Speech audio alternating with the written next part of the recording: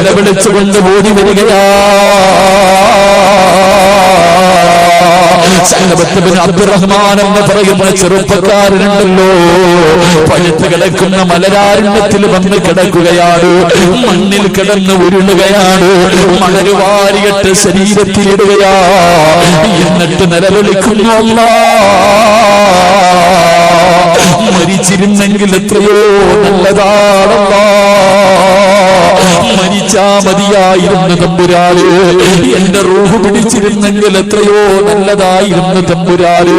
ഞാൻ വ്യഭിചാരിയാണല്ലോ, ഞാൻ വ്യഭിചരിച്ചല്ലോ. പടച്ചവനെ, പഴുത്ത് കിടക്കുന്ന മലരാരണ്യത്തിൽ കിടന്ന് നിലവിളിക്കുകയാ. എന്ത് പാപമാ ചെയ്തതെന്നറിയോ ചെറുപ്പക്കാരാ,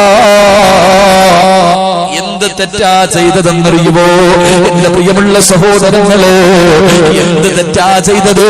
ഒരു പെണ്ണു കുളിച്ചുകൊണ്ടിരുന്നപ്പോ രണ്ടാമതൊന്ന് നോക്കിയതേ ഉള്ളൂ. രണ്ടാമതൊന്ന് നോക്കിയതിന്റെ പേരിൽ പടച്ചറപ്പേ, ഖബറിനെ കുറിച്ച്, നരകത്തെ കുറിച്ച് അല്ലാഹുവിന്റെ മുന്നിൽ പോയി നിൽക്കുന്നതോർത്തിട്ട് ഈ ചെറുപ്പക്കാരൻ 40 ദിവസമായിട്ട് പർവ്വതത്തിന്റെ ഉള്ളറയിൽ കിടന്ന് നിലവിളിക്കുകയാ. ഒരു ഭ്രാന്തനെ പോലെ നിലവിളിച്ചുകൊണ്ട് നടക്കുകയാണ്. ഉമർ തങ്ങൾ പറഞ്ഞു, സഅലബാ,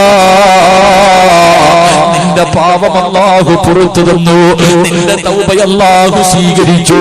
മുത്തുനബി നിന്നെ വിളിച്ചു കൊണ്ടുപോകാൻ പറഞ്ഞിരിക്കുകയാണ്, ഞങ്ങളുടെ കൂടെ വാ സഅലബാ. ഉമർ തങ്ങൾ അവിടെ നിന്ന് പറയുമ്പോ സഅലബത്ത് ബിൻ അബ്ദുറഹ്മാൻ എന്ന് പറയുന്ന ചെറുപ്പക്കാരനുണ്ടല്ലോ, ഉമർ തങ്ങളുടെ കൈ പിടിച്ചിട്ട് കരയുന്നു, ഉമറേ, മുത്തുനബിയുടെ മുന്നിൽ എന്നെ കൊണ്ടുപോകരുത്, മുത്തുനബിയുടെ മുന്നിലേക്ക് എന്നെ കൊണ്ടുപോകരുത്. ഒരന്യ പെണ്ണിന്റെ ശരീരം കണ്ട ഈ കണ്ണുകൊണ്ട് റസൂലുള്ളാഹിനെ കാണുന്നതെങ്ങനാ? എന്നെ കൊണ്ടുപോകരുത്, ഞാൻ വരില്ല എന്ന് പറഞ്ഞ് നിലവിളിക്കുകയാ. ഉമർ തങ്ങൾ പറഞ്ഞു, നിന്നെ ഞാൻ കൊണ്ടുപോകും. സഅലബത്ത് ബിൻ അബ്ദുറഹ്മാൻ പറഞ്ഞു, എന്നെ കൊണ്ടുപോകണമെങ്കിൽ എന്റെ കാലിൽ കയറ് കെട്ടിയിട്ട് തലകീഴായി എന്നെ വലിച്ചുകൊണ്ടേ പോകാൻ പറ്റൂ, എന്നെ അങ്ങനെ കൊണ്ടുപോയാ മതി. എന്റെ പ്രിയമുള്ളവരെ, ഉമർ തങ്ങൾ പറഞ്ഞു, കഴിയില്ല, എന്നെ അല്ലാഹുവിന്റെ റസൂലിന്റെ മുന്നിൽ ഞങ്ങൾ കൊണ്ടുപോകും.